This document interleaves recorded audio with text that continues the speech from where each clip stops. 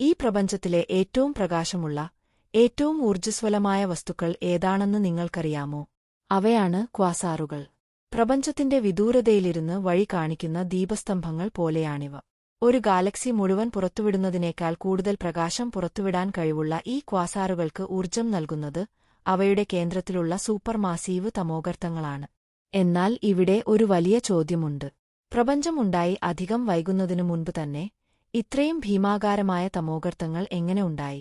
ഓസ്ട്രേലിയയിലെ സ്വിൻബേൺ സർവകലാശാലയിലെ ഗവേഷകർ മുന്നോട്ടുവെച്ച പുതിയൊരു സിദ്ധാന്തം പറയുന്നത് ഈ ഭീമൻ രാക്ഷസന്മാർക്കെല്ലാം ഒരു പൊതുവായ പൂർവികനുണ്ടെന്നാണ്. പ്രപഞ്ചത്തിന്റെ ആദ്യത്തെ വിത്തുകൾ. ഈ വിത്തുകളാണ് ആദിമ തമോഗർത്തങ്ങൾ. ഇന്ന് നമ്മൾ കാണുന്ന തമോഗർത്തങ്ങളെപ്പോലെ നക്ഷത്രങ്ങൾ മരിക്കുമ്പോൾ ഉണ്ടാകുന്നവയല്ല ഇവ. മറിച്ച് പ്രപഞ്ചം ഉണ്ടായി ആദ്യത്തെ ഏതാനും സഹസ്രാബ്ദങ്ങൾക്കുള്ളിൽ അന്ന് പ്രപഞ്ചം നിറഞ്ഞുനിന്ന ഊർജ്ജത്തിലെ ചെറിയ സാന്ദ്രതാ വ്യതിയാനങ്ങളിൽ നിന്ന് നേരിട്ട് രൂപം കൊണ്ടവയാണ് ഈ ആദിമ തമോഗർത്തങ്ങൾ. പുതിയ സിദ്ധാന്തം പറയുന്നത് ഇതാണ്: പ്രപഞ്ചത്തിന്റെ ശൈശവദശയിൽ രൂപം കൊണ്ട ഈ ചെറിയ ആദിമ തമോഗർത്തം ഒരു വിത്ത് പോലെ പ്രവർത്തിച്ചു. അതിന്റെ ഗുരുത്വാകർഷണം ചുറ്റുമുള്ള വാതകങ്ങളെയും പൊടിപടലങ്ങളെയും വലിച്ചെടുത്തു. കോടിക്കണക്കിന് വർഷങ്ങൾ കൊണ്ട് അത് വളർന്ന് ഒരു ക്വാസറിന് ഊർജ്ജം നൽകുന്ന സൂപ്പർമാസീവ് തമോഗർത്തമായി മാറി. ഈ സിദ്ധാന്തത്തിന് ശക്തമായ തെളിവുകളുമുണ്ട്. ക്വാസാറുകളുടെ പ്രകാശം കാലക്രമേണ എങ്ങനെ മാറുന്നു എന്ന് വിവരിക്കുന്ന ഗണിതശാസ്ത്ര സമവാക്യങ്ങളുമായി ഈ സിദ്ധാന്തം കൃത്യമായി യോജിച്ചുപോകുന്നു. മാത്രമല്ല, ക്വാസാറുകൾക്ക് ഇന്ധനം ലഭിക്കുന്നത് എവിടെ നിന്നാണെന്ന ചോദ്യത്തിനും ഇത് ഉത്തരം നൽകുന്നു. ഈ സിദ്ധാന്തപ്രകാരം ക്വാസാറുകൾ അവയ്ക്ക് ചുറ്റുമുള്ള ചെറിയ, നമുക്ക് കാണാൻ പോലും കഴിയാത്ത കുഞ്ഞൻ ഗാലക്സികളെ ഒന്നാകെ വിഴുങ്ങുകയാണ് ചെയ്യുന്നത്. ഈ ഭക്ഷണം തീരുമ്പോൾ ക്വാസറിന്റെ പ്രകാശം പതിയെ കുറയാൻ തുടങ്ങും.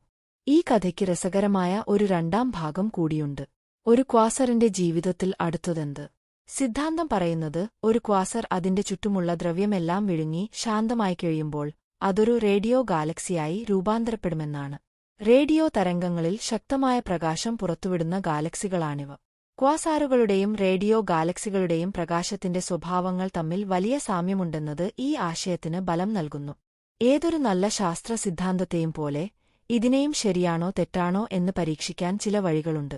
ക്വാസാറുകൾ ഒരു പുതിയ അളവുകോലാകുമോ?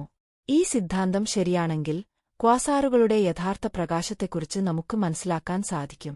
അങ്ങനെ വന്നാൽ സൂപ്പർനോവകളെപ്പോലെ പ്രപഞ്ചത്തിലെ ദൂരം അളക്കാനുള്ള ഒരു പുതിയ സ്റ്റാൻഡേർഡ് മെഴുകുതിരിയായി ക്വാസാറുകളെ ഉപയോഗിക്കാൻ കഴിഞ്ഞേക്കും.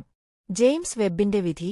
ജെയിംസ് വെബ് ദൂരദർശിനിക്ക് ചരിത്രത്തിൽ എങ്ങുമില്ലാത്ത അത്രയും ദൂരെയുള്ള, അതായത് പ്രപഞ്ചത്തിന്റെ തുടക്കത്തിലുള്ള ക്വാസാറുകളെ കാണാൻ സാധിക്കും.